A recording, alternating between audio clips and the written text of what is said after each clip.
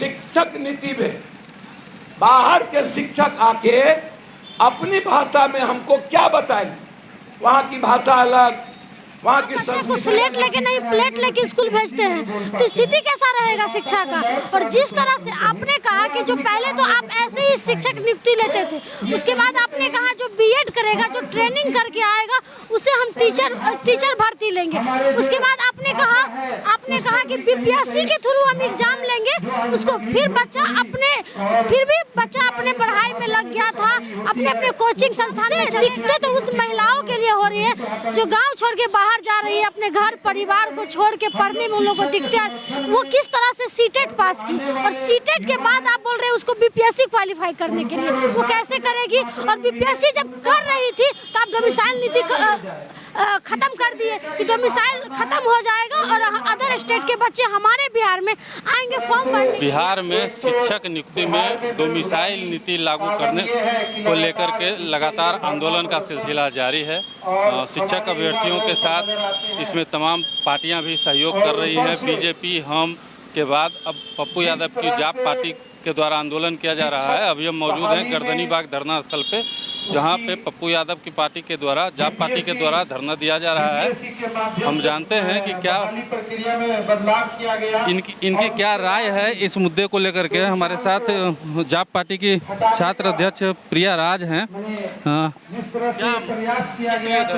देखिए, जिस प्रकार से सरकार का, जो बिहार सरकार है, काला कानून जिस तरह से जारी किया है, आप जान ही सकते हैं कि किस तरह से सीटेट के छात्रों को सबसे पहले पीटा जा रहा है, उनके खुद के अधिकार से उनको वंचित किया जा रहा है।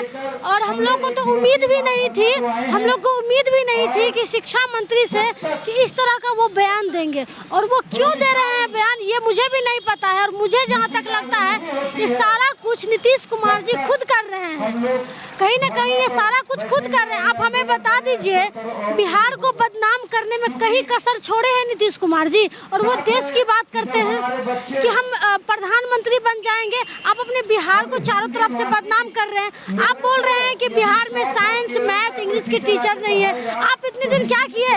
आप इसका मतलब कि स्कूल में शिक्षा का कोई व्यवस्था ही नहीं रहा। 15 साल हमारे लालू यादव की सरकार रही, नीतीश कुमार की सरकार रही, तो फिर इंग्लिश और मैथ और साइंस की टीचर क्यों नहीं है? आप हमें जवाब दीजिए।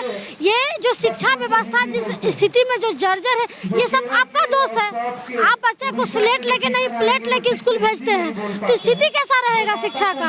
और जिस तरह से आपने कहा कि जो पहले तो आप ऐसे ही शिक्षक नियुक्ति लेते थे, उसके बाद आपने कहा जो बीएड करेगा, जो ट्रेनिंग करके आएगा, उसे हम टीचर भर्ती लेंगे।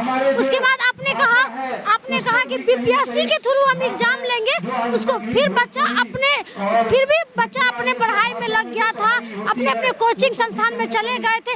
सबसे दिक्कत तो उस महिलाओं के लिए हो रही है जो गाँव छोड़ के बाहर जा रही है, अपने घर परिवार को छोड़ के पढ़ने में उन लोगों को दिक्कत है। वो किस तरह से सीटेट पास की, और सीटेट के बाद आप बोल रहे हैं उसको बीपीएससी क्वालिफाई करने के लिए, वो कैसे करेगी? और बीपीएससी जब कर रही थी तो आप डोमिसाइल नीति खत्म कर दिए कि डोमिसाइल खत्म हो जाएगा और अदर स्टेट के बच्चे हमारे बिहार में आएंगे फॉर्म भरने के लिए, हमारे बिहार में आएंगे रोजगार करने के लिए। क्या हमारे बिहार के बच्चे जाएंगे अदर स्टेट किसी कंपनी में काम करने के लिए? आप यही चाहते हैं? हमेशा से बिहार में पलायन की समस्या रही है। सबसे ज्यादा मजदूर अगर कहीं आप देखते होंगे तो वो बिहार के ही होते हैं। आज ट्रेन में भी कटे हैं, मरे हैं, तो सबसे ज्यादा बिहार के ही थे। फिर भी नीतीश कुमार जी को कोई आत्मा थोड़ा सा भी नहीं पिघल रहा है। उसके बाद भी अभी विपक्ष भी चुप है। आप विपक्ष किससे क्यों नहीं सवाल करते हैं कि इतनी बड़ी बातें हो गई, रोज सड़क पे हमारे सीटेट के अभ्यर्थी रोज आंदोलन कर रहे हैं, रोज लाठियां खा रहे हैं, पुलिस उसको पकड़ के जेल में बंद कर, महिलाओं के साथ बदसलूकी, महिलाओं के साथ जिस तरह से कर रही है सबके सामने। लेकिन विपक्ष का भी कहीं से भी आप देखे होंगे, कहीं से भी जिस जगह पे अभी हम लोग बैठे हैं, जिस जगह पे जन अधिकार पार्टी बैठी है, उस जगह पे ये भाजपा वालों को बैठना चाहिए था। ये क्यों नहीं? ये रोजगार की बात नहीं करेगी, ये सिर्फ हिंदू मुस्लिम की बात करेगी, ये लोगों की बांटने की बात करेगी, लेकिन रोजगार की बात नहीं करेगी। बिहार बहुत पीछे जा चुका है। हम मांग करते हैं सरकार से कि डोमिसाइल लागू करने के लिए जिस तरह से आपने खत्म किया है, हमारे बिहार के छात्रों के साथ आप आपने ठगने का काम किया है, आपने लॉलीपॉप पकड़ाने का काम किया है। कहीं न कहीं ये गलत है और हम लोग एक दिवसीय धरना पे बैठे और आगे भी हम लोग लड़ाई लड़ने का काम करेंगे। अभी पप्पू यादव भी यहाँ पे पहुँच गए हैं, हम उनसे भी जानने की कोशिश करेंगे कि क्या उनका क्या मानना है। कुछ दिन पहले तक वो सरकार के सपोर्ट में थे और अभी जो है विरोध कर रहे हैं, तो हम जानते हैं, जानेंगे हम। अभी वो पहुंचे हैं और हम उनसे जानेंगे कि क्या उनकी क्या राय है इस मामले में। चंद शब्दों के साथ में आप तमाम साथियों, हम चाहते हैं शिक्षक नीति बहाली में 100% डोमिसाइल लागू हो।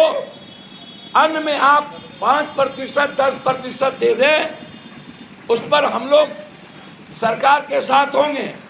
लेकिन शिक्षक नीति में बाहर के शिक्षक आके अपनी भाषा में हमको क्या बताएंगे? वहाँ की भाषा अलग, वहाँ की संस्कृति अलग। बाहर से लोग आएंगे, उनको हमारी जो भाषा है बिल्कुल सरल भाषा है, हमारा लैंग्वेज बिल्कुल अलग है, हमारे छोटे छोटे बच्चों का लैंग्वेज अलग है। हम भोजपुरी, मिथिला, अंगिका, मगही, हम इस 4 भाषा में रहने वाले लोग हैं। आप बाहर से ले आइएगा कन्नड़, उड़िया, अनर भाषा में, तो हम क्या, हमारी इंग्लिश हमारा बहुत स्ट्रांग शुरू से नहीं है।